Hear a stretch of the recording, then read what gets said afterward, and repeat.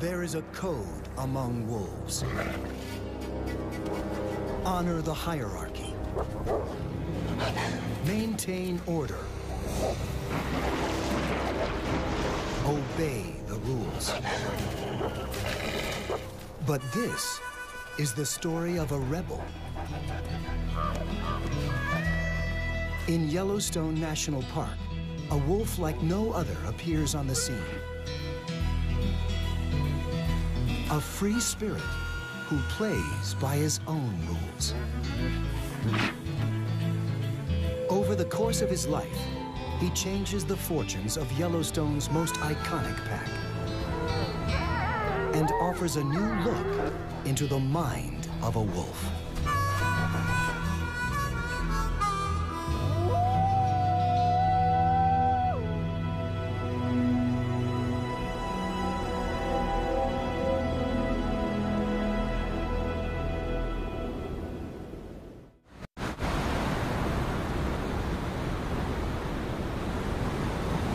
On a windswept plateau, a young wolf battles for survival.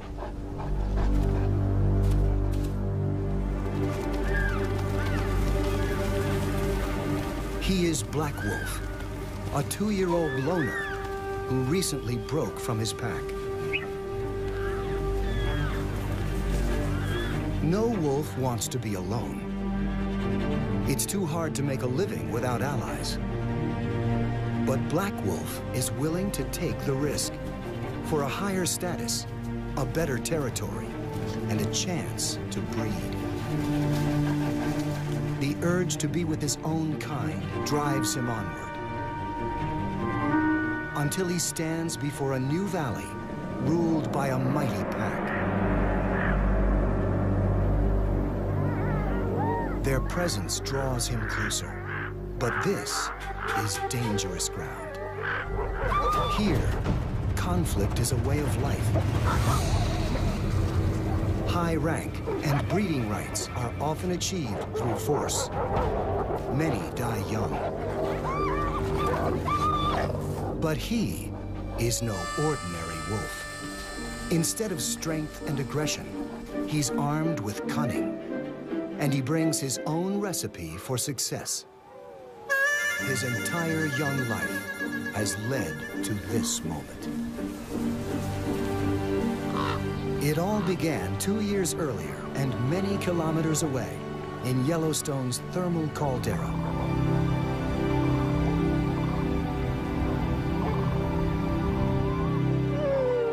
Little is known of Black Wolf's early life. Knowledge of other Yellowstone wolves can paint a broad picture. Like all wolves, he was born within a family unit, a pack. In this pack, a white female is the reigning matriarch. Her daughter is a subordinate and Black Wolf's mother. At 2 months, the youngsters enjoy a pampered life. The adults constantly feed, groom, and generally fuss over them. His grandfather, the pack's alpha male, takes charge of today's food delivery. He won't allow other adults to eat until the little wolf gets his fill. Young pups are exempt from the hierarchy of adult society. Their job is to eat and play. But they develop a pecking order of their own. Black Wolf usually ends up on the bottom. His brothers and sisters practice the dominance they'll use later in life. But aggression isn't really his thing. He just loves the game and exploring the riverbank beside the den.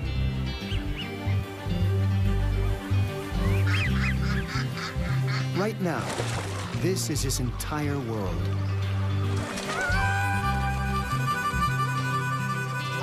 But there's plenty for a curious pup to discover.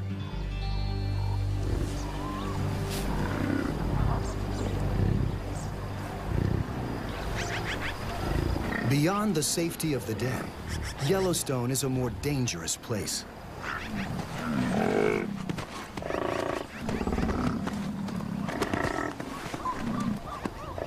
Black Wolf's grandfather must face the hazards if he's to feed his pack. Wolves are hunters, but when he finds an elk carcass, he turns scavenger. Problem is, he's not alone.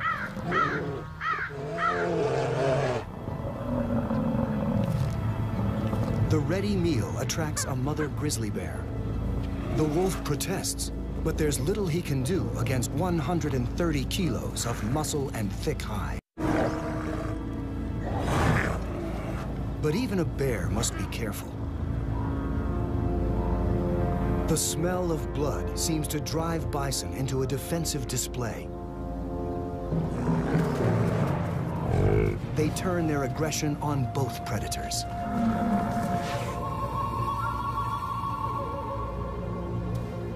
Finally, the grizzly has had enough. She rejoins her waiting cubs to look for an easier meal. In this game of round robin, perseverance pays off. The young ones are blissfully unaware of the effort it takes to feed them. They're putting on about 1.5 kilos a week, eating nearly every day.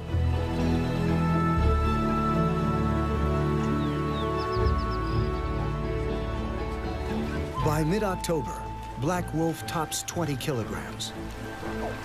He and his brothers and sisters are nearly full-grown and able to keep pace with the adults. Now he can begin a critical stage in his education. His first lesson in hunting.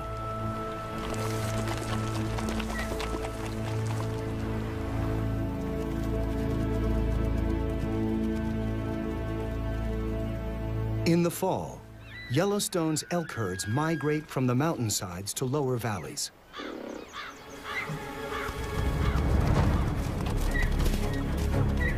The wolves know where to find them. The alpha male leads the charge, and the other adults synchronize their attack. A few steps behind, the youngsters watch and learn.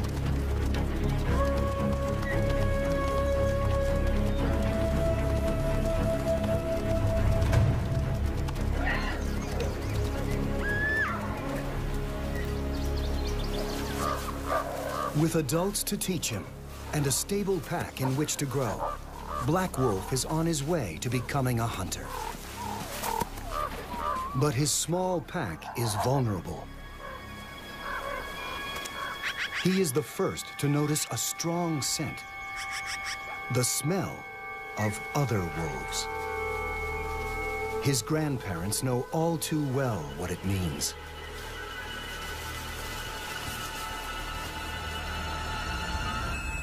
Invaders.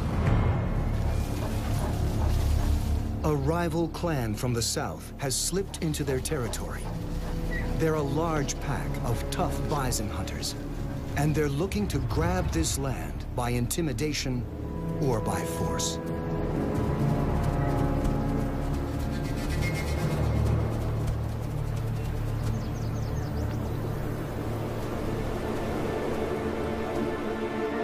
As his first winter arrives, Black Wolf's world is under siege. His family challenges the intruders, but their howls betray the small size of the pack. The invaders know they have the advantage, and they charge. Their mission is to destroy the heart of the small pack by killing its leaders.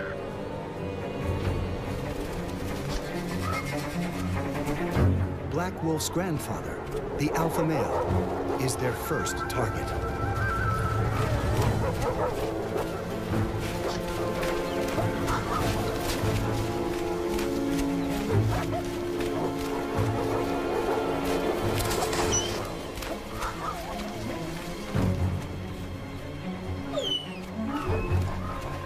The pup is too young to intervene, He can only flee as the mob catches up with the alpha and kills him on the spot.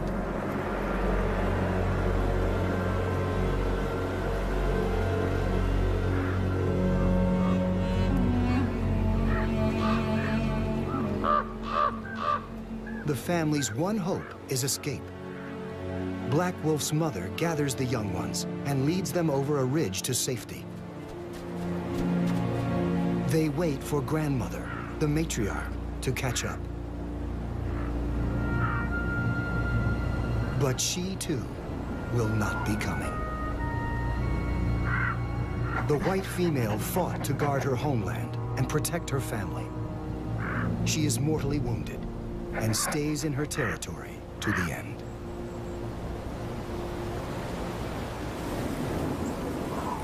Black Wolf, his mother, and 3 siblings are cut adrift.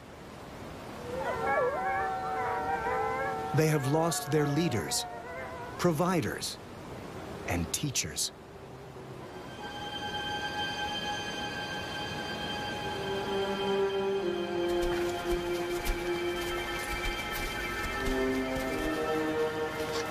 His mother cannot hunt and care for all the young on her own. Wolves routinely go several days without food. After 2 weeks, the pangs of hunger grow more intense.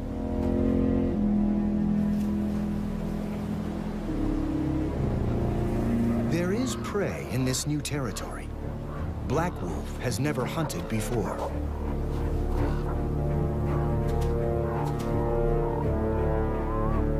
If there's a time to step up, it's now.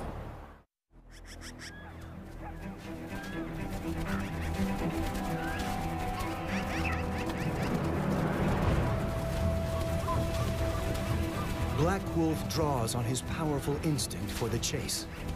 He tries to tap into what he's learned.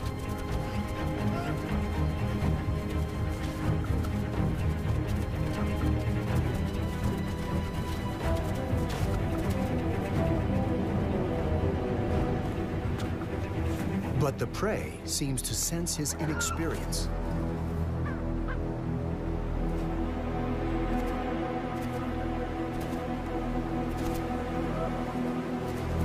He can't put the pieces together, and his hunger only grows.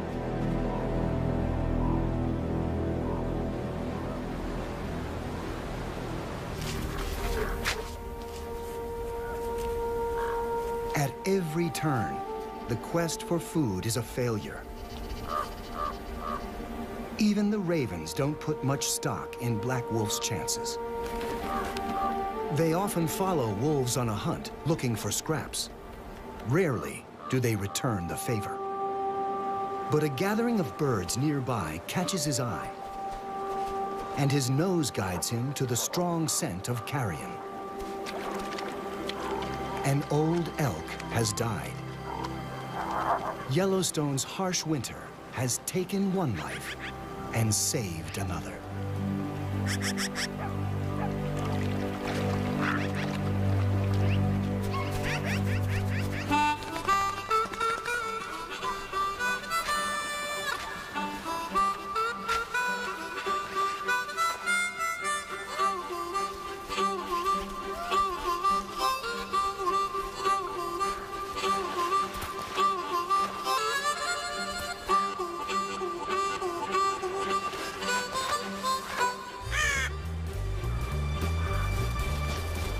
The windfall feeds the entire pack, but such lucky finds are few and far between.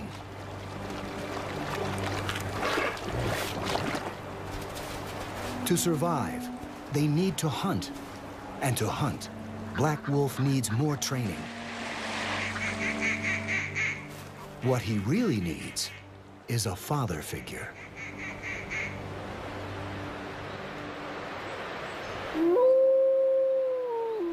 Each day, Black Pup's mother sends up a message. She is in estrus, and her need to mate is nearly as strong as her will to survive. Her howls identify her as an available female. They read like a beacon to any solitary male. But no one answers her call.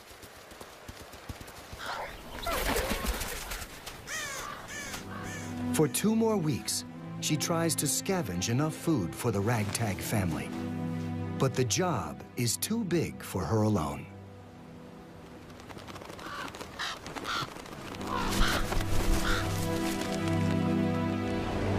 Winter blows icier than ever, taking a toll on all who dwell in Yellowstone. Until one January morning, a distant sound drifts in on the cold air.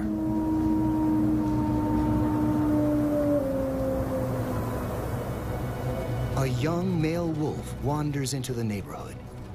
He's a disperser, a wolf out on his own, searching for a mate. The young mother eagerly responds.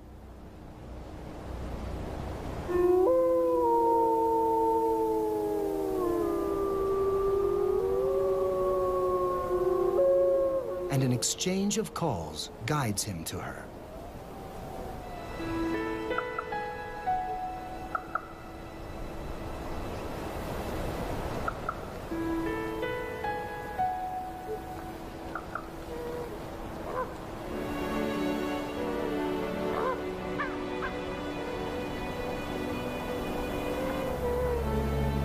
And a brand new wolf pack forms in Yellowstone.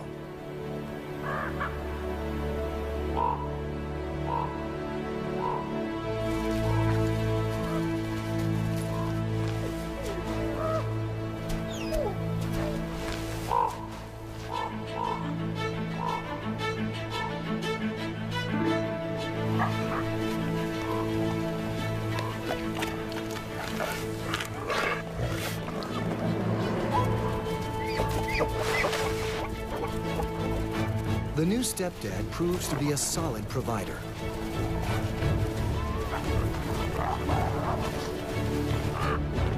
The pack is safe from starvation.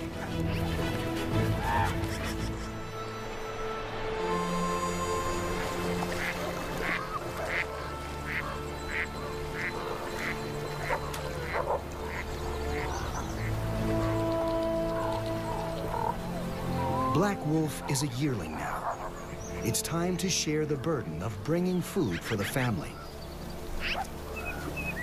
He must become an elk hunter. One morning, his stepfather leads him and his brother to a nearby pond. A small group of cow elk have come to drink. Black Wolf eagerly launches the chase. But as before, the prey fights back. A kick from an elk can break a wolf's jaw.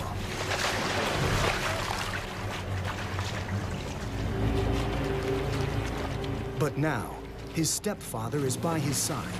The yearling rallies, and together they charge back.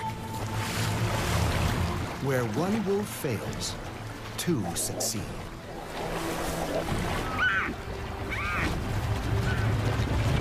Finally, brother charges in to help finish the job. Black Wolf is a hunter now. Yet, in the moment of triumph, this successful partnership is about to be broken. At the end of his 2nd year, he feels an irresistible calling. The urge to mate pulls him away from his family. To answer the call, he must leave. He begins to wander to the edges of his home territory for days, then weeks, until one day, he doesn't turn back.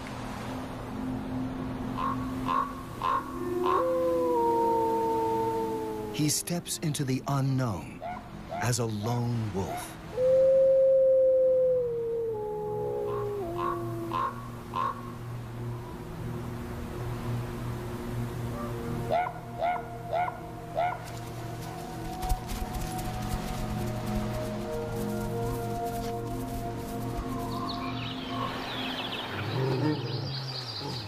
Most young males choose to disperse like this, but it's tough going. Food is harder to catch and keep. Large prey is too formidable. He needs to think smaller. Much smaller.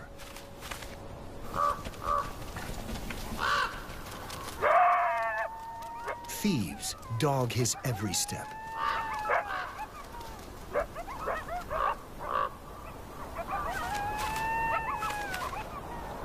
No morsel is too meager for a coyote to steal.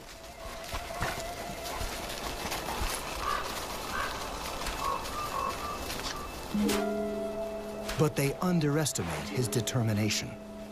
They can hassle and taunt, but they can't shake his focus.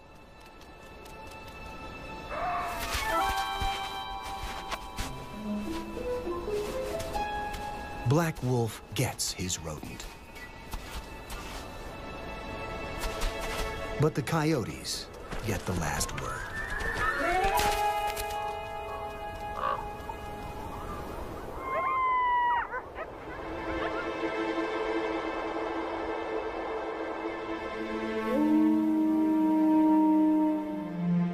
He endures this vagabond life for one reason: find a mate and end the solitude.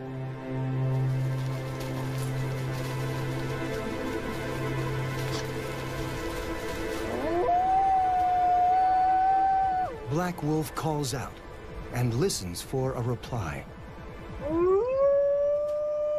There's something in the distance. A sound, but not a wolf.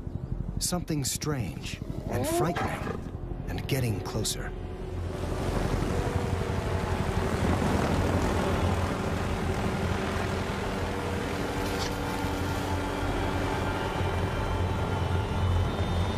In an instant, the sky unleashes chaos, a deafening roar and blinding snow.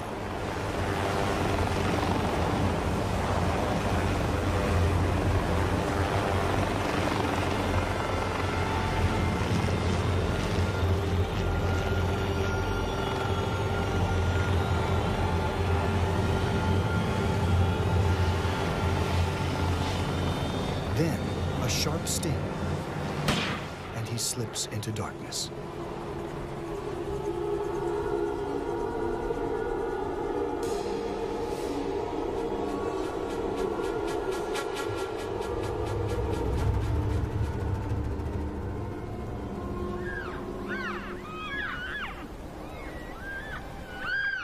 Four hours later, Black Wolf emerges from his encounter with man.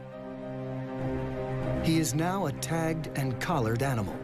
Yellowstone wolf number 302.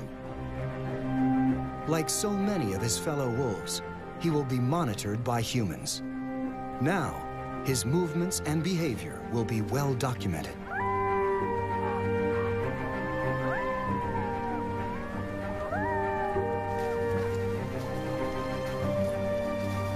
The ordeal does not deter him long. He pushes north, until he stands before a broad valley. The place seems tailor-made for wolves to live well.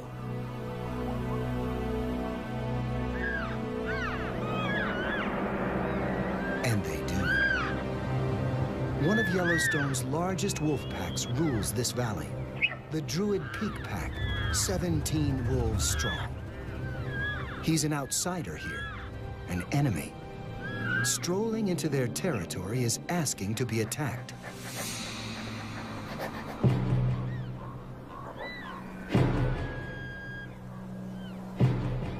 But something tells him to stick around a while.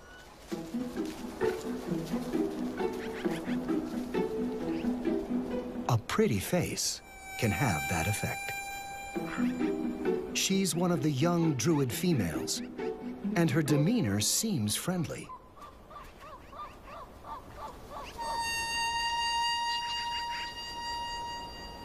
Downright enthusiastic is more like it.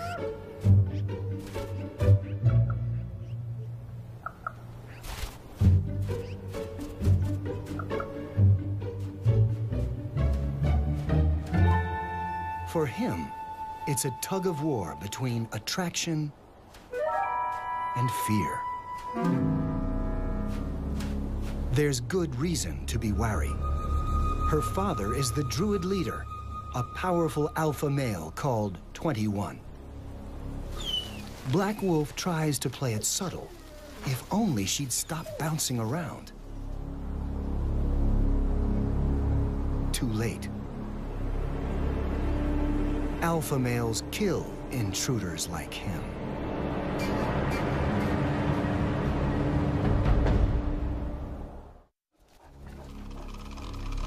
This is a life or death decision. Black Wolf must either run for his life or turn and face his attacker in a head-on challenge.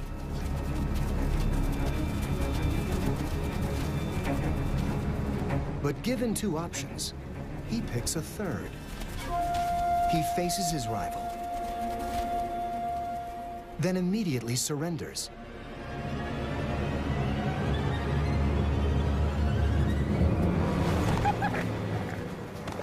The charm offensive fails. Now he's in trouble. In his panic, he runs straight for the park road. A bad idea. More than a dozen Yellowstone wolves have died in traffic. Most won't go near it. But that is his saving grace. The road is like a force field. It stops the attacker in his tracks.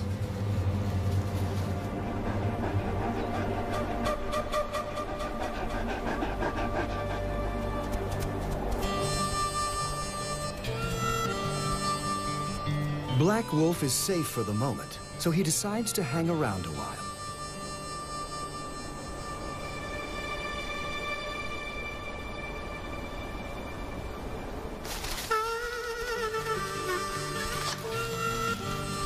He flits about the pack, serenading the alpha's charcoal gray daughter, and every other female within earshot. When 21 catches him, he runs back to the road. This behavior is hardly typical of a male wolf. Challengers like him usually fight for dominance or move on. But there's a method to Black Wolf's madness that could indicate a clever breeding strategy. The Druid pack has many females, but 21, the Druid alpha, can't mate with them because they're his relatives, mostly daughters.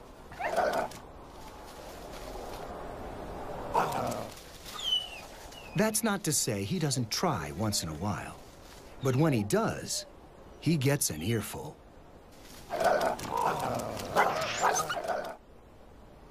It's how wolves avoid inbreeding.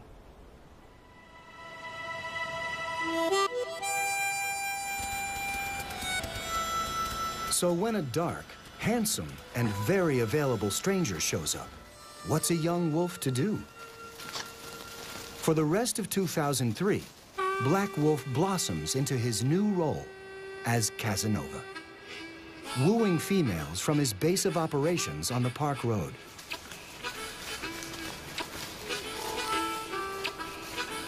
The charcoal female especially finds him irresistible. Pretty soon, she's spending more time with him and less with her father's pack. Typically, a couple like this forms a pair bond and starts its own pack. But it turns out Black Wolf is not a one-woman guy. He seems content to stay right where he is, cavorting with multiple Druid females and mating with them on the sly, but bonding with none. He passes another year without commitment, free of any responsibility.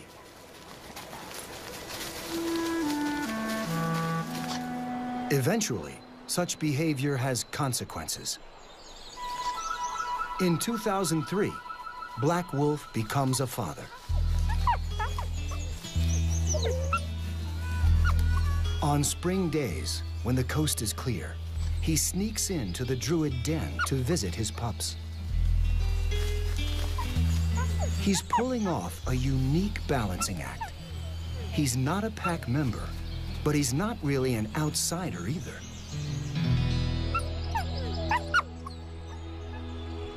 Perhaps he's just biding his time, sensing an impending opportunity. The Druid alphas, 21 and his mate, are both old wolves.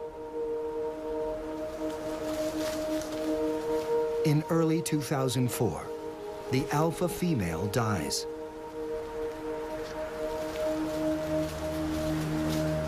A few months later, 21 himself climbs a high ridgeline and disappears.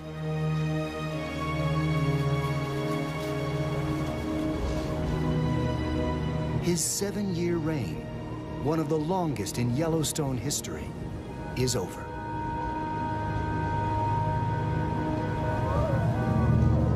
The loss leaves the Druids reeling and desperate for a leader. Some even abandon the pack. This could finally be Black Wolf's moment. But not so fast. A new candidate saunters into the valley. Another dark stranger. And he intends to rule the Druid pack himself. The newcomer to the valley is no stranger. He's actually Black Wolf's younger brother, a male called 480.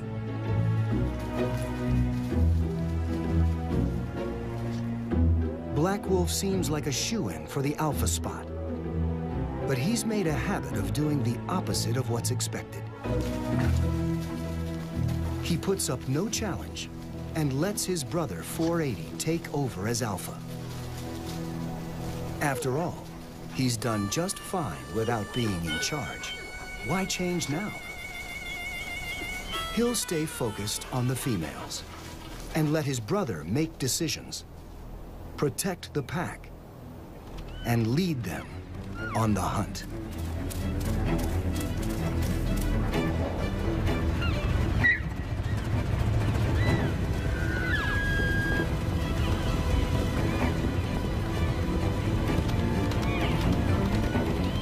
With 480 in charge, the Druid Peak pack begins to recover.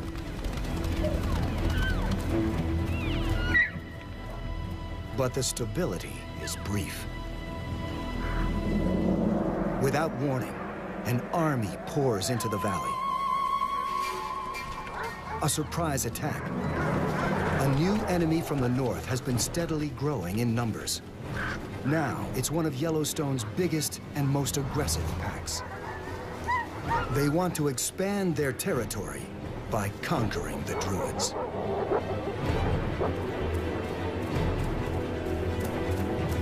For the second time in his life, Black Wolf is on the losing side, outnumbered and on the run.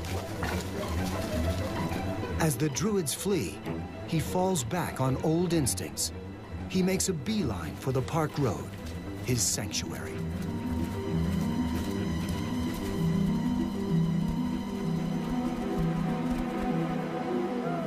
Behind him, the victorious Northern Pack celebrates its conquest. The Valley of the Druids is theirs.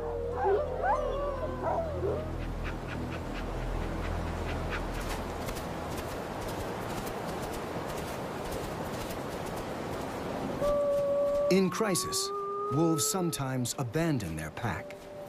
A fresh start could be waiting for Black Wolf just over the next hill. But instead, the former rambler picks up the scent of his packmates and joins them in exile.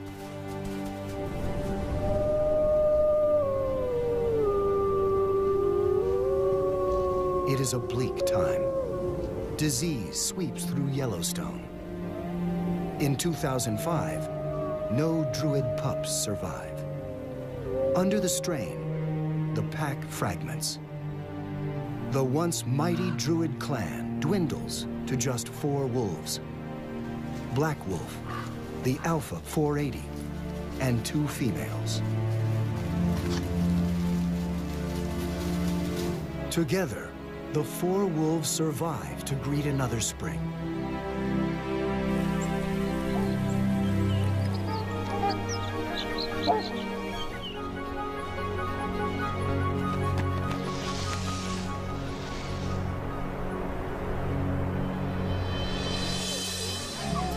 This year, fortunes turn. 2 litters of pups are born. Black Wolf is likely the father of some. The 8 little ones evade disease. They grow into the new foot soldiers of the Druid pack.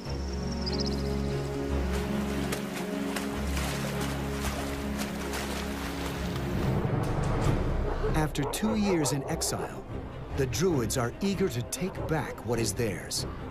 Now, they are an army 12 wolves strong. Near the end of 2006, they launch their counterattack. They catch some of the northern pack by surprise as they feed on a kill.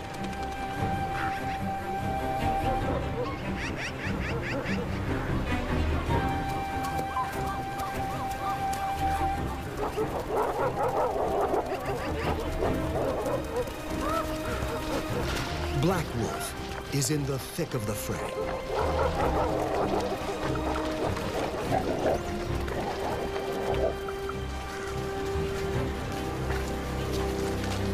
By day's end, the richest hunting grounds in Yellowstone belong to the Druids once again.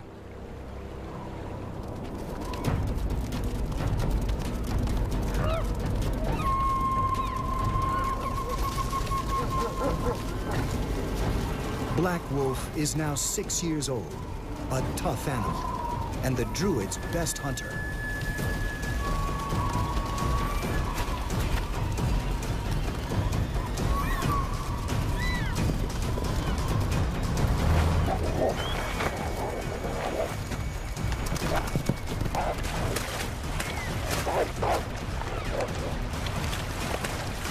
He scores kill after kill for his pack.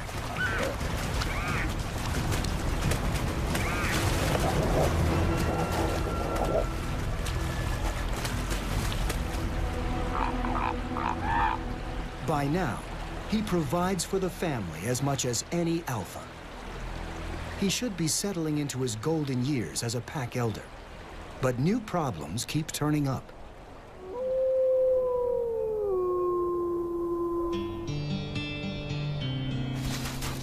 On the fringes of Druid territory, history is repeating itself with a twist. A young crooner has appeared.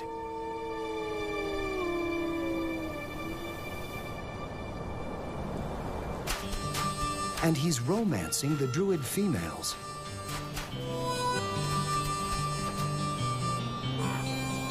It's the alpha's job to kick out intruders.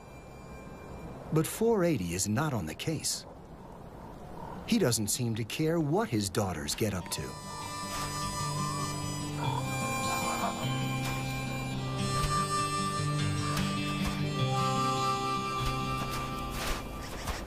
Black Wolf, on the other hand, definitely minds. A sneaky tryst with the alpha's daughter is his trick. No young upstart is going to beat him at his own game.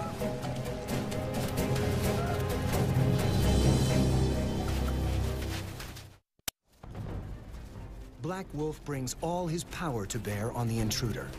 He's built like a tank. But the spry Don Juan is a slippery opponent, running circles around his aging rival. It's like he's using pages out of Black Wolf's old playbook. Clearly, other males can pull off the Casanova strategy as well as he can. If the old wolf is going to do the work of an alpha, he should at least get the benefits. But no. He still has to endure life as a subordinate. 480 never misses a chance to remind him who's boss. It could be that Black Wolf has finally outgrown the Druids.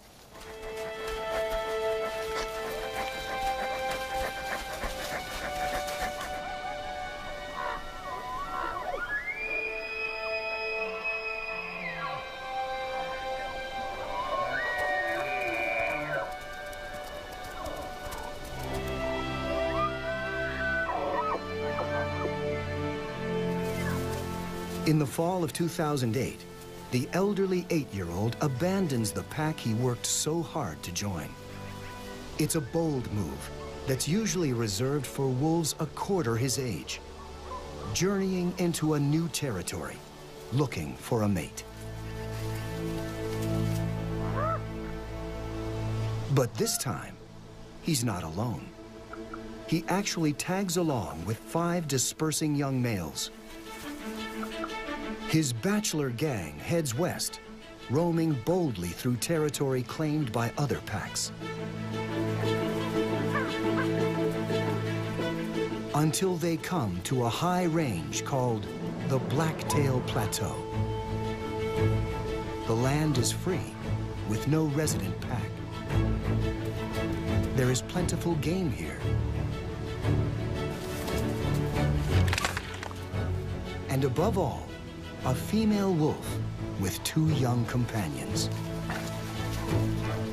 With 7 youngsters hanging around, the 2 adults court and forge a pair bond. Almost by default, Black Wolf becomes the alpha male of his own pack at last.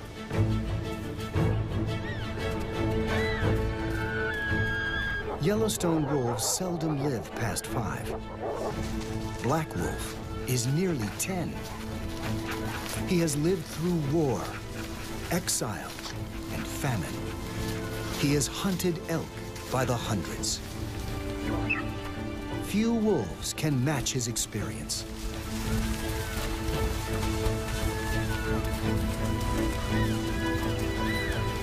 The younger ones may be faster and better at the chase.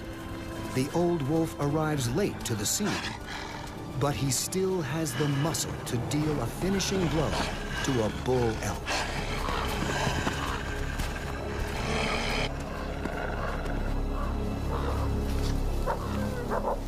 Under his steady leadership, the new pack thrives.